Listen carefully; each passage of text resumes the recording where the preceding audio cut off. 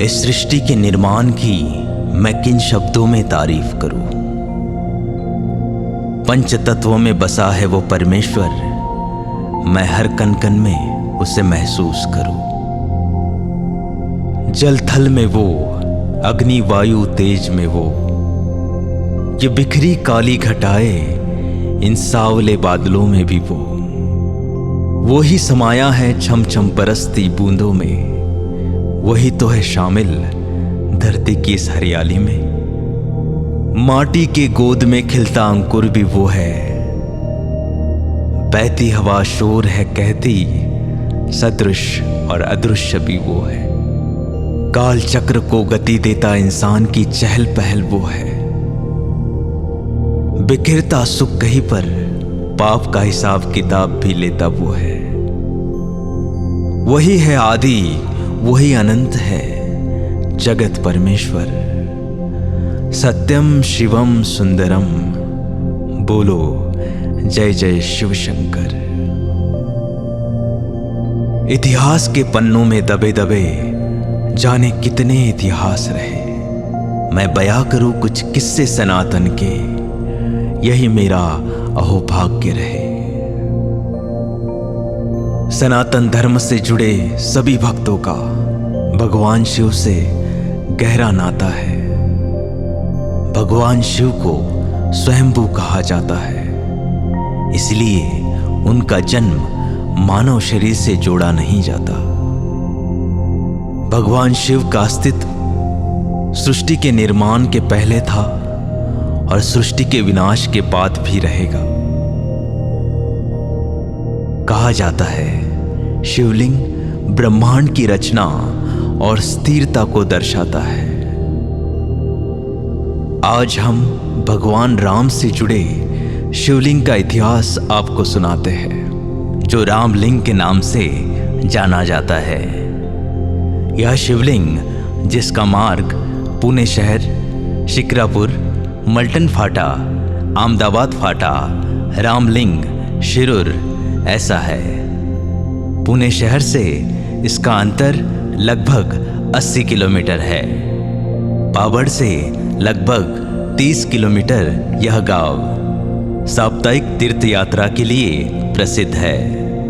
लोग यहाँ महाशिवरात्रि के उत्सव पर बड़े भक्तिभाव पूजा अर्चना करने आते हैं।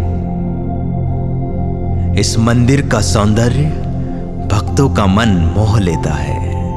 शांत वातावरण और मंदिर की रंगीन संरचना भक्तों के मन को लुभाती है। मंदिर का परिसर काफी साफ सुथरा है। यह एक उद्यान है जो रामलिंग उद्यान के नाम से जाना जाता है, जिसका रखरखाव बहुत अच्छी तरह किया गया है। मंदिर के परिसर में समारोह के लिए उत्तम जगह है, जहां विवाह जैसे इतर समारोह का आयोजन किया जा सकता है। मान लीजिए यह परिसर विभिन्न कार्यों और अनुष्ठान के लिए ग्रामीणों का प्राथमिक विकल्प है, जहां पार्किंग की भी व्यवस्था है। इस परिसर में एक हनुमान जी का मंदिर भी है। यहाँ भक्त भगवान शिव के साथ हनुमान जी का भी आशीष पाते हैं। यह मंदिर सभागृह के दाईं ओर स्थित है और बाईं ओर रामलिंग शिव मंदिर है। मंदिर पर किया गया नक्शीकाम और उस पर लुभावने गेरुए रंग का आच्छादन भक्तों का मन मोह लेते हैं। यहाँ भक्त दूर दूर से दर्शन करने आते हैं। भक्तों की सुविधा के लिए यहाँ भक्त निवास की व्यवस्था की गई है। बाहर गांव से आने वाले भक्त यहाँ विश्राम करते हैं। वहीं पास एक बहुत बड़ा बरगद वृक्ष भी, जो भक्तों को शीतल छाया देता है। यहाँ एक भोजनालय भी है, जिसका नाम मातोश्री मदनबाई मानिकचंद जी धारीवाल भोजनालय है, जहां खान पान की उत्तम व्यवस्था की गई है। मंदिर के बाहर नंदी की प्रसन्न मुद्रा में एक मूर्ति है जिसके सन्मुख मंदिर में शिवलिंग विराजमान है। उत्सव में भीड़ को नियंत्रित करने हेतु भक्तों की कतारें लगाने हेतु यहाँ व्यवस्था की गई है। मंदिर के अंतर्गत परिसर संगमरवर सुसज्जित किया गया है। मनमोहक व तनमन को ठंडक देते मंदिर के गर्भगृह में भगवान शिव विराजमान हैं। वही थोड़े अंतर पर एक नदी बहती है जो घोड़ नदी के नाम से जानी जाती है, जिसके पुल से हम कुछ पुराने और मंदिर देख सकते हैं। इस नदी का इतिहास रामायण से जुड़ा है। कहा जाता है कि राजा दशरथ और माता कौशल्या के पुत्र राम को जब वनवास हुआ तो इसके दौरान राम पंचवटी पहुंचे, जहां उन्होंने कुटिया में वास्तव्य किया। आगे वह घूमते घूमते शिरूर गांव में पहुंचे। उन्होंने घोड़ नदी के रेत से एक शिवलिंग बनाया और वह उस शिवलिंग की पूजा अर्चना करने लगे और ओम नमः शिवाय का जाप करने लगे। वह भगवान शिव के भक्ति जप में इतने तल्लीन हुए कि जब करते करते कब सुबह हुई उन्हें पता ही नहीं चला।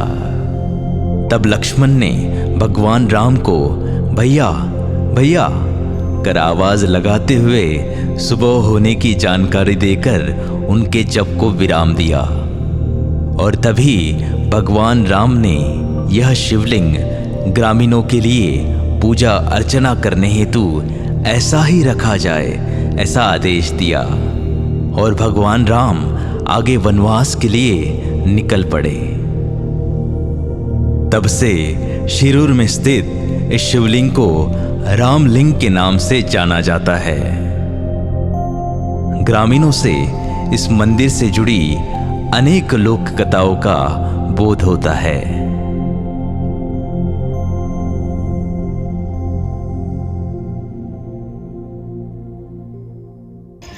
ओम गुरुदत्त ओम गुरुदत्त। रामलिंग जी आहे तिथली काय कथा आहे सांगा तुम्ही.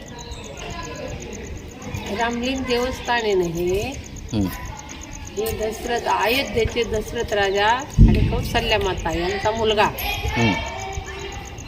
ते वनवासाला निघाले आणि वनवासाला निघताना ते पंचवटीमध्ये आले. पंचवटीमध्ये आल्यानंतर तिथं कुटी करून राहिले आणि मग तिथून त्यांची शेतात चोरीला गेली. शेतात चोरीला गेल्यानंतर मग ते फिरत फिरत इथं या गावामध्ये आले, रामलिंगमध्ये शिरूर गावामध्ये आले. शिरूर ग्रामीण गावामध्ये आले इथं ते.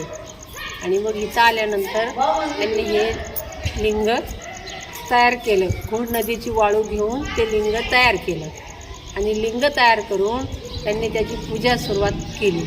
ओम नमः शिवाय ओम नमः शिवाय ओम नमः शिवाय जप करता करता सूर्य उदय झाला. आणि सूर्य उदय झाल्यानंतर लक्ष्मणाने हाक मारली आणि दादा उठा आता. मग त्यांनी पाहिलं तर म्हणे आता हे लिंग असंच राहू द्या सर्वांना पूजेसाठी असं झालं. इथं निळोबारायांचा आणि निंबराज महाराजांचा जन्मस्थान आहे.